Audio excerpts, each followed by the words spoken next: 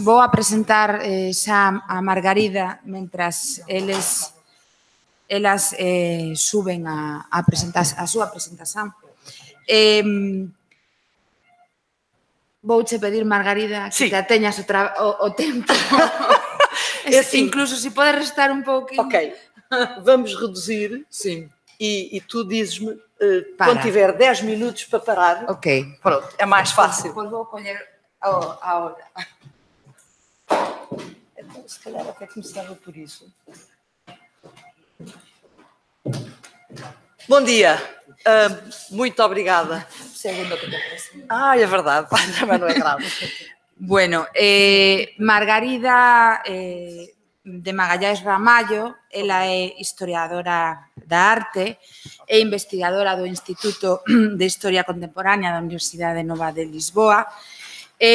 Basicamente, estivo, mesmo no caso anterior, que des o seu currículum extenso na documentación. Simplemente decir que ela é freelance, como facendo varios tipos de exposicións e sobre todo está aquí porque nos últimos anos a súa investigación está centrada na pasaxe dos refugiados en Portugal durante a Segunda Guerra Mundial e neste ámbito é coautora do Museo Virtual Arístides de Sousa Méndez e comisaria en coautoría da exposición en Lisboa A Última Fronteira. Está aquí de feito para presentarnos o Museo de Vilar Formoso, co que pretendemos dar tamén voz a ese patrimonio inmaterial que tan importante é na propia construcción da raia. E, sem máis, moito obrigada. Obrigada. Obrigada, antes de mais nada, pela vossa atenção. Obrigada à Rebeca e ao Conselho Cultural Galego e tenho também que agradecer ao Presidente da Câmara de Vilar Formoso de Almeida, onde este museu está, sendo que eu venho falar de uma coisa que tem pouco a ver com esta fronteira entre Portugal e a Galiza, tem a ver com outra fronteira, que é a fronteira leste de Portugal, que está mais próxima de Ciudad Rodrigo, mas que de alguma maneira tem a ver com as questões da fronteira e também, neste caso, da interioridade e de muito do que aqui já se falou. Infelizmente, toda a fronteira ou toda a raia leste está a desertificar e, de alguma forma, o desaparecimento da fronteira física ainda fez desencadear mais a desertificação, porque ao desaparecerem as alfândegas e tudo o que isso levava fez com que as populações diminuíssem drasticamente naquela região.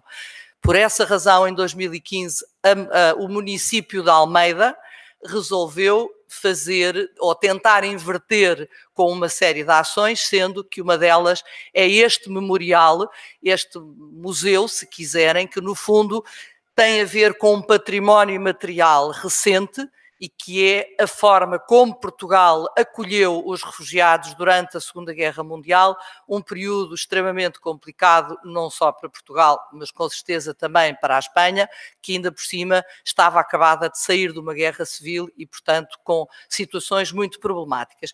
Eu vou saltar algumas das partes que estavam previstas, precisamente porque estamos já com pouco tempo, e vou passar. Vilar Formoso é a principal fronteira terrestre portuguesa, está, como já vos disse, encostada praticamente a Ciudad Rodrigo, isto para vos localizar, e a ideia foi juntar um espaço que na altura era um espaço simbólico, o sítio por onde passaram todos estes refugiados, junto à alfândega de Vilar Formoso e à estação dos Caminhos de Ferro, aproveitando dois armazéns antigos que já de si já tinham algum caráter patrimonial e que de alguma forma foram adaptados à transformação para este museu ou este memorial, como lhe queiram chamar.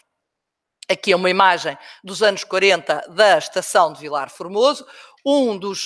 Deste lado vê-se um dos armazéns, já lá estava em 1940 e que está adaptado hoje a este memorial. Isto era o estado de degradação em que se encontravam estas estruturas, que foram recuperadas e renovadas, sendo que a responsável pela parte da arquitetura é a arquiteta Luísa Pacheco Marques, que de alguma forma comigo fizemos um trabalho conjunto que se pretendeu duas coisas. Por um lado, preservar esta memória e dar um discurso museológico expositivo, mas em que a arquitetura reflete sempre tudo aquilo a que está ligado. Ou seja, cada núcleo tem uma carga simbólica que ela fez de uma forma, a meu ver, muito interessante, transportou-a para a própria arquitetura. E daí que os dois armazéns que se vêem aqui, portanto havia um mais comprido e mais estreito, que era extremamente difícil de musealizar. No entanto, tendo em conta o período da história que estávamos a falar, portanto uma questão em que as pessoas tinham necessidade de fugir, o que é que se fez? Apertou-se ainda mais aquele espaço, de alguma forma puxou-se a perspectiva de forma a que esse percurso parecesse ainda mais longo e vai corresponder àquilo em que se explica porque é que as pessoas têm que fugir. Nós quisemos mesmo que a própria arquitetura criasse no visitante sensações físicas, se quiserem. E, por outro lado, depois a parte relativa a Portugal e à forma como as pessoas são acolhidas, é exatamente o contrário, é um espaço muito mais amplo e é um espaço em que as próprias formas arquitetónicas vão dar essa ideia, em que se acaba com as linhas retas e se passa para linhas curvas que de alguma forma estão associadas a um abraço, se quiserem, porque de facto, mesmo sendo uma ditadura, Portugal, vá-se lá saber porquê, tem uma característica de saber acolher as pessoas e acolheu-as. E, como vos digo, mesmo a própria polícia política, que teoricamente poderia ter remetido muitas destas pessoas para fora, porque elas não tinham documentação, acabou por ser tocada por este drama humano e acabou por permitir a entrada nas fronteiras. O primeiro espaço, o tal corredor, independentemente de ter sido apertado e criado essa forma mais longa, tem também um aspecto hexagonal, porque de alguma forma é no hexágono que se inscreve a estrela de Davi, símbolo do povo judaico, que foge de uma forma mais consistente. Aqui são imagens do projeto de arquitetura, em que mais ou menos vos explica, e depois há um corpo de ligação que teve de ser feito entre os dois armazéns. Este corpo de ligação que representa ou que está associado à parte da viagem, ao momento em que as pessoas vão ter que fugir e, portanto, viajar, por um lado, assemelha-se a uma forma de um comboio, o meio de transporte que mais utilizado, mas também porque, de alguma forma, é o braço da suástica invertido. Como sabem, a suástica é um símbolo milenar que a Alemanha nazi inverteu o seu sentido. E nós aqui voltámos a repô-la, a reposicioná-la no sentido correto da suástica original e que, de alguma forma, até está ligada simbolicamente à compaixão. A ligação dos dois corpos e depois a tal forma, as tais formas arredondadas no grande armazém associado à parte portuguesa, em que a arquiteta se vai inspirar numa forma que todos conhecem, que é o Moebius, que é uma forma que não tem princípio nem fim, mas que de alguma forma também está associada à ideia da compaixão. E aqui o aspecto mais ou menos da planta, daquilo que as pessoas podem ver. Como veem, este é o espaço já depois dedicado a Portugal, em que cada um destes números corresponde a uma das terras que de alguma forma receberam ou acolheram onde tiveram mais refugiados. E o aspecto geral do projeto visto de cima. E passo rapidamente aos vários núcleos que nós quisemos aqui manter. Gente como nós, porque até 1933, antes da ascensão do nazismo, todas as pessoas eram normais, eram pessoas consideradas gente como nós. Não passava pela cabeça de ninguém dizer-se que havia pessoas que não fossem pessoas e que fossem subhumanas. Mas é isso que o nazismo vai fazer. E vai instituir, a partir de 1935, mesmo criar na lei a questão de que os judeus não são gente, é uma subespécie, portanto são subhumanos. Por outro lado, o pesadelo, o início do pesadelo, e que já vamos ver depois mais à frente, a viagem, Vilar Formoso, Fronteira da Paz, por terras de Portugal e a partida. Gente como nós, aqui as tais imagens de pessoas que viviam perfeitamente tranquilas nas suas vidas normais e que tiveram que fugir em momentos a partir de normalmente 33. De qualquer maneira, estas duas famílias, eu devo dizer que todas estas histórias que estão contadas dentro deste memorial são histórias de pessoas que eu conheço, que eu conheci, que a procurei, que encontrei, mas são gente concreta. Nós sabemos quem são, reconhecemos-las, ouvimos-las, se não elas, os seus descendentes. Esta, por exemplo, é uma senhora de 97 anos que ainda vive em Lisboa porque acaba por a família ficar cá. E as tais leis raciais de Nuremberg, onde são decididos, entre outras coisas, que os judeus não são humanos. Oi, aconteceu aqui alguma coisa que não sei o que é. Já está. O pesadelo. O pesadelo começa em 1933 com a ascensão do nazismo e rapidamente vai ser utilizada algumas coisas para poderem ter um pretexto para se avançar com a perseguição política. O pretexto será o incêndio do Parlamento, o Reichstag, que vai levar à abertura dos primeiros campos de concentração e às primeiras perseguições políticas.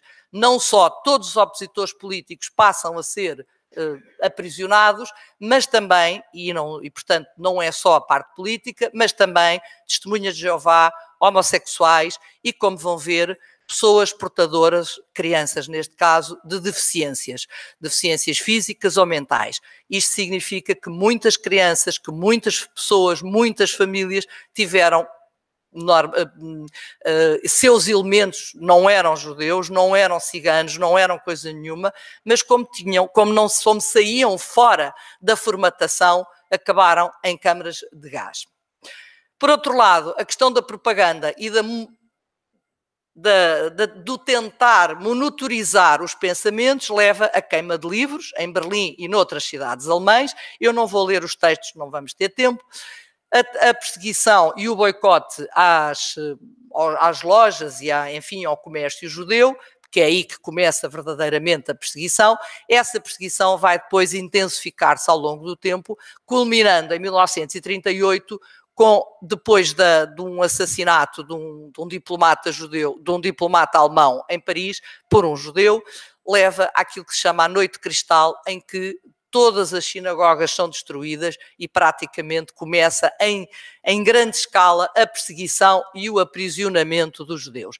Por outro lado, punha-se um problema complicado para os países, nomeadamente Portugal e a Suíça, que não tinham necessidade ou em que os alemães não tinham necessidade de visto para entrar em Portugal. E perante essa ideia de que de repente poderia entrar uma quantidade de gente que vinha fugida deste terror, é pedido que os alemães identifiquem os passaportes daqueles que não podem voltar para trás. E é por aí que vai aparecer o J vermelho nesses passaportes, o que levava que as autoridades teriam que dar um visto ou não a estas pessoas. Por outro lado, e como sabem, a Alemanha vai, a partir de 1938, expandir as suas fronteiras. Vai anexar a Áustria, vai ocupar primeiro os Sudetas, depois a Checoslováquia por completo. Como veem, nem todos estavam contentes com esta anexação ou invasão, o que vai fazer com que muita gente tente fugir. Aqui uma fila em Viena em 1938 de pessoas à porta de um comissariado de polícia numa tentativa de ter vistos de saída. Isso não impediu que em 1939, e mesmo com a ameaça finalmente da Europa Democrática de que se invadisse a Polónia iria ter retaliações, a Alemanha invade a Polónia. E ao contrário do que Hitler esperava, que no fundo estava convicto ou estava à espera de que a Europa, a Inglaterra e a França mais uma vez fechassem os olhos, desta vez não fecharam e tanto a França como a Inglaterra vão declarar guerra à Alemanha. Se durante uns meses não acontece praticamente nada, porque a guerra está toda no norte da Europa, no mar, de repente, em maio de 1940, há uma invasão quase que relâmpago, que aliás já tinha começado nos países nórdicos no mês anterior, e vão cair a Bélgica, Luxemburgo, a Holanda e depois, obviamente, Paris, que também ninguém estava à espera que caísse, porque achavam que com aquela fortificação da linha Maginot que estava a defender a fronteira entre a França e a Alemanha, ela iria ser suficiente para travar os alemães. Só que os alemães vieram de volta, portanto, invadiram países neutros e conseguiram entrar em França e fazer com que a França se tivesse que render. Ao render-se, mostra rapidamente que as pessoas que tinham escolhido a França como um país de acolhimento para temporariamente esperar que a guerra acabasse, percebiam que tinham de fugir. E então vão fugir. E o museu tem esta parte em que a certa altura as pessoas podem optar por um caminho para a esquerda, que é um caminho sem saída, onde veem um filme, isto é um fotograma deste filme, de um comboio, vão ter tendência a olhar para lá, mas é um caminho sem saída porque vai parar a um campo de extermínio. Isto é uma imagem de malas, uma das muitas milhares de imagens que todos nós já vimos, e esta mais terrífica, sobretudo para as mulheres, que são sacos de cabelos de mulheres que eram cortados à chegada aos campos de concentração e que depois eram calmamente vendidos para perucas para o mundo inteiro. Uma frase de Viktor Frankl, mas que aqui não vou ler, mas que de alguma forma ele diz, mesmo nos campos, mesmo no meio da desgraça toda, havia pessoas que tentavam melhorar a condição dos seus colegas de cativeiro, dando-lhe até o seu último bocado de pão, ou dando uma palavra amiga, ou fazendo qualquer coisa, o que lhe leva a dizer que nós temos sempre a possibilidade, mesmo nos piores momentos da vida, de fazer a diferença e de fazer qualquer coisa pelos outros. Bordeaux, tudo vai fugir para Bordeaux, ou pelo menos uma grande parte, porque é o caminho de fuga para Sul. Bordeaux, em 1940, estaria nesta situação mais ou menos caótica, e o cônsul português em Bordeaux, Aristides Sousa Mendes, embora tivesse ordens expressas do governo para não passar vistos, perante a calamidade daquilo que ele está a ver, milhares e milhares e milhares de famílias completamente desesperadas, está 2, 3 dias sem saber o que é que vai fazer, e ao fim de 2, 3 dias a sua consciência vai dizer, não, vou passar mesmo vistos. E vai passar vistos, não sabemos quantos, mas estima-se pelas entradas que mais ou menos são contabilizadas, que terá passado, ou pelo menos terá permitido a que entre 10 a 15 mil pessoas se tivessem podido entrar em Portugal. Porque muitas vezes um visto corresponde a um visto de família, portanto um visto pode corresponder a 4, 5, 6 pessoas. Quando os alemães chegam a Bordeaux, ele vem para baixo, para Bayonne, onde continua a fazer essa sua ação, e em última, já depois de ter sido repreendido pelo governo português e mandado regressar a Lisboa, ele vai para uma fronteira mais distante, onde não havia telefone, para continuar a dar vistos para passar as pessoas para Portugal. Vilar Formoso será, como já se falou, a entrada principal de toda esta gente. Isto são fotogramas de um filme feito por um refugiado, de entrada de refugiados em Portugal. Como se vê, estes vêm de carro, mas também há outros que viriam de comboio, e este filme também está lá. Se há famílias muito conhecidas como os Habsburgos ou a Grande Duquesa do Luxemburgo, também há famílias completamente anónimas, pessoas que vêm e que entram e que não são minimamente conhecidas. E um caso específico de um comboio que não entra. É das poucas vezes em que a polícia e o governo, neste caso até mais o governo português, não permite a entrada. E é o que nós chamamos o comboio maldito. Era um comboio, a partir de 40, as autoridades do Luxemburgo, as autoridades da ocupação do Luxemburgo, querem transformar o Luxemburgo, como é um país pequeno, livre de judeus. E, portanto, vão de alguma forma ajudar,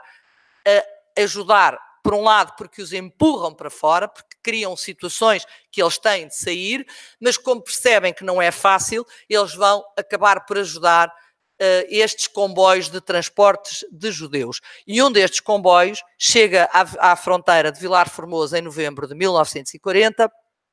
Aliás, estamos precisamente quase que 80 anos depois desse dia, porque foi exatamente a 7 de novembro que o comboio sai do Luxemburgo e entra na fronteira portuguesa no dia 11, só que pela primeira vez, para forçarem a entrada em Portugal destas 300 pessoas que não tinham passaportes, a maior parte delas eram apátridas, o comboio vem acompanhado por elementos fardados da Gestapo que se recusam a entregar as armas em território português e que de alguma forma forçam esta entrada. Ora, isto era impensável para um Portugal que queria manter a sua neutralidade. Há troca de tiros, os alemães são presos e, como calculam, isto dá direito a um incidente diplomático grave, o que leva também a que o governo português perceba que se deixar entrar este comboio, como tinha deixado entrar outros em circunstâncias semelhantes, mas sem a presença da Gestapo, nunca mais iria ter sossego. E, portanto, ao fim de 10 dias de estarem fechados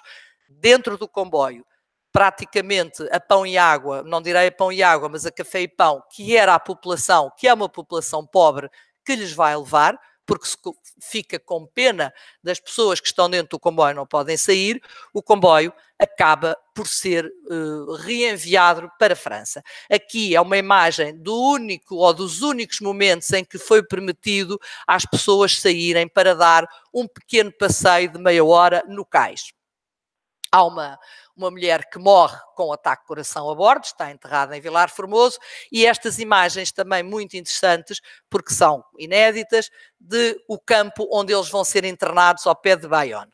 E, portanto, eu vou passar a correr, porque não temos tempo. Há alguns deles, depois, eles a partir de 41 acabam por ser soltos, ainda não está em campo a solução final, e alguns conseguem mesmo depois chegar a Portugal e a outras partes. Outros não têm essa sorte e vão acabar em campos de extermínio.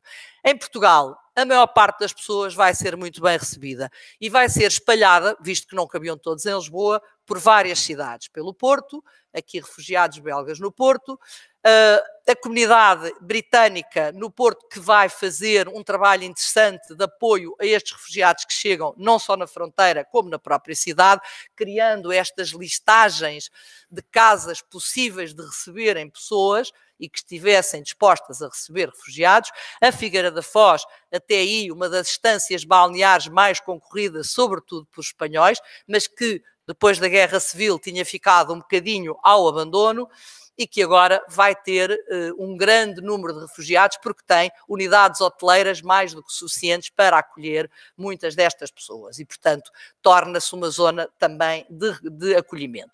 Aqui duas irmãs que eu conheci, uma delas, infelizmente uma delas já morreu, e que dizia sempre que nunca poderia esquecer a forma carinhosa como a família e como eles tinham sido acolhidos na Figueira da Foz. Outra que ainda é viva, com quem eu ainda mantenho contacto, com 94 anos, que vive no Colorado, e que também passou pela Figueira da Foz, em que a família foi ajudada, enfim, toda uma série de pessoas que guardam memórias muito interessantes da forma como foram acolhidas. Coimbra, uma cidade no caminho de Lisboa que vai ter também bastantes refugiados, isto é imagens da chegada de alguns deles.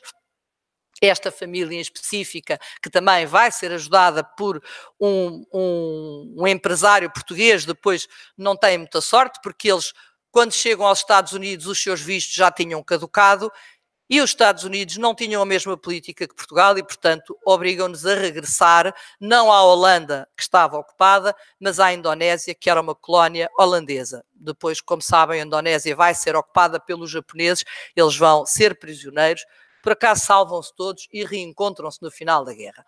Aqui imagens também da Coreia, das Caldas da Rainha. Não eram só refugiados, também aviadores aliados que, quando tinham que aterrar, aterravam em Portugal, tinham essas ordens. Como sabem, a Espanha não era neutra, era não beligerante e, portanto, as condições de um aviador alemão que aterrasse em Espanha era diferente. E, portanto, eles preferiam aterrar em Portugal porque sabiam que rapidamente seriam devolvidos aos países de origem. Os Rubim também estiveram, são essas famílias, muitas das histórias partilhadas connosco. Os Galer, que tinham estado no tal comboio maldito, mas que vão acabar por passar nas Caldas da Rainha. E ainda em Lousa de Cima, este homem, Jorge Roni, que é o homem que faz o tal pequeno filme que nós temos no museu, que mostramos no museu, e que tem também uma história interessante que não vai dar tempo de contar, e o Estoril, obviamente, porque era a estância balnear mais conhecida e aquela que aparecia nas revistas por mais cosmopolita e onde quase toda a gente queria, para onde queriam vir. É óbvio que tinha lugares muito preparados para uma elite endinheirada. O Casino Estoril era um dos pontos de encontro, onde, inclusivamente, depois o escritor Ian Fleming ele, um agente britânico também, se vai inspirar olhando outros agentes, nomeadamente o jugoslavo Duško Popov, e se vai inspirar neste homem para criar a figura do James Bond, utilizando mesmo situações que ele presencia para utilizar depois no seu primeiro romance, que é o Casino Royale. Isto aqui são dois hotéis de referência, o Hotel Palácio e o Hotel do Parque. Um era para o aliado, o outro era para o germânico, porque a sociedade portuguesa está toda dividida mais para o aliado do que para o germânico, mas o que é facto é que ela estava nessa circunstância. Refugiados na praia do Tamariz, algumas das personalidades que passaram pelo Estoril, nomeadamente Peggy Guggenheim e Mark Ernst, Peggy Guggenheim, que depois dirá origem aos museus Guggenheim, espalhados, nomeadamente o de Bilbao, e a Praia das Maçãs, que também vai servir como uma colónia específica de refugiados dos Países Baixos. Uma casa onde estiveram bastantes refugiados, aqui assim a inauguração da dita casa e, portanto, a abertura e todos os problemas que isto traziam, porque um refugiado tinha uma maneira de estar diferente, era uma pessoa que estava em stress permanente, porque sabia que tinha que sair daqui, porque a polícia portuguesa, mesmo tendo deixado entrar, andava em cima deles. Eles tinham todos os meses que renovar a sua licença e nunca ninguém sabia se essa licença ia ser renovada e se eles poderiam ser mandados para trás. Alguns holandeses que vêm para se oferecer para a resistência, portanto eles vêm clandestinamente para Portugal e daqui depois partem para a Inglaterra. Muitos são depois lançados sobre os territórios ocupados, alguns deles vão ser sumariamente fuzilados quando apanhados pelos alemães. A Ericeira, que vai servir como um dos lugares de acolhimento de refugiados sem passaportes ou com passado político e, portanto, estas pessoas passam primeiro pelas prisões portuguesas, mas depois são colocados em regime de residência fixa nestas vilas, onde, apesar de tudo, levavam uma vida bastante tranquila. A chegada de refugiados à Ericeira, aqui há algumas imagens de pessoas que chegaram e que acabaram por se dar com muitos dos locais. Lisboa, que era o sítio onde todos queriam chegar, porque ali é que estavam os consulados, basicamente, e os navios que partiam para o outro lado. A chegada de refugiados. A questão da Lisboa à noite é uma Lisboa iluminada, é uma Lisboa que de alguma forma vai criar uma sensação de alívio a muitos refugiados que vêm do blackout por causa dos bombardeamentos, mas também uma certa angústia, como escreve o escritor alemão Alfred Döblin, que de facto a ideia de um país em festa ou um país iluminado, para ele era bastante deprimente, pensando que bem perto a guerra estava e as pessoas sofriam de uma forma muito desumana.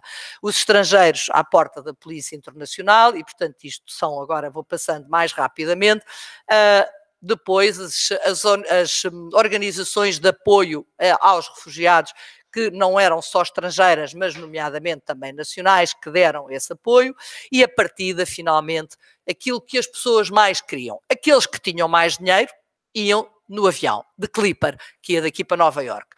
Aqueles que era a maioria, que não tinha esses meios, iam de barco. Os barcos não havia muitos, eram perigosos, muitas vezes eram interceptados pelos alemães e, portanto, era sempre um risco, mas a vida é feita de riscos e as pessoas queriam partir, queriam pôr um oceano entre elas e as tropas alemãs que nunca sabiam quando poderiam chegar a Portugal. E, portanto, se por um lado era um alívio, por outro também não era um alívio, porque as pessoas deixavam muito para trás. Deixavam a Europa, deixavam uma modo de vida, tinham que recomeçar tudo novo, muitas vezes pessoas já de uma determinada idade, e isto era muito angustiante também. Mas sabiam que o tinham de fazer e não havia volta a dar. E aqui imagens das partidas dos barcos, e uma frase bastante interessante também de um escritor alemão, irmão de Thomas Mann: o olhar sobre Lisboa revelou-me o Porto. Será o último Porto no momento em que a Europa fica para trás. Pareceu-me de uma rara beleza. Uma amante perdida não poderia ser mais formosa. Algumas imagens do museu no dia da inauguração.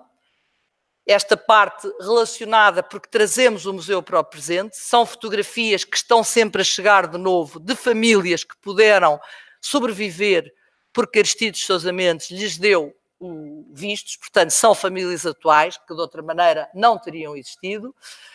Algumas das pessoas que estiveram presentes eram refugiados, nomeadamente esta senhora de 90 anos, que infelizmente morreu um mês depois da inauguração, mas teve esta alegria de lá estar. Ela é a menina que está na fotografia da boina, Blanchette, esta também, com o nosso Presidente da República, que fez um enorme sucesso, beijando todos estes refugiados e as pessoas todas que não percebiam quem ele era. Esta, por exemplo, esta senhora que está na imagem bastante comovida, era uma das meninas que vinha dentro do tal comboio que é recambiado para trás, uma das meninas Galer, e que me perguntava a certa altura quem é este senhor tão simpático que nos dá tantos abraços e beijinhos. Eu expliquei-lhe que era o nosso Presidente da República, coisa que eles acharam bastante estranha. Portanto, há algumas imagens, como vê, esta Simcha é não uma, obviamente, passageira, mas filha de uma passageira desse comboio que também veio, que não pôde entrar. A Rachel Wolf, que tem 97 anos nesta fotografia, que eu fui encontrar o paradelo dela no Luxemburgo, foi a primeira refugiada do comboio, deste comboio de luxemburgueses que eu encontro, e a partir dela vou conseguindo encontrar mais uns tantos. Continua com este ar fresquíssimo e fantástico, e esta imagem final, em que basicamente todos os que estão nesta imagem ou são refugiados ou são filhos de refugiados que passaram por Portugal. E eu queria muito rapidamente, se ainda tiver 5 minutos... Sim, 5 minutos. Não preciso tanto porque isto é mais pequeno. Eu agora só precisava era de encontrar... Aliás, e onde é que está? Ajuda. Está aqui. É o nosso filme promocional, muito curto, e de facto, eu volto a referir isso, eu acho que é importante, que foi uma aposta extraordinária de um município pequeno do interior, num monumento, ou num património imaterial que é de todos, e sobretudo num museu que eu acho que nos honra a qualquer parte. Posso?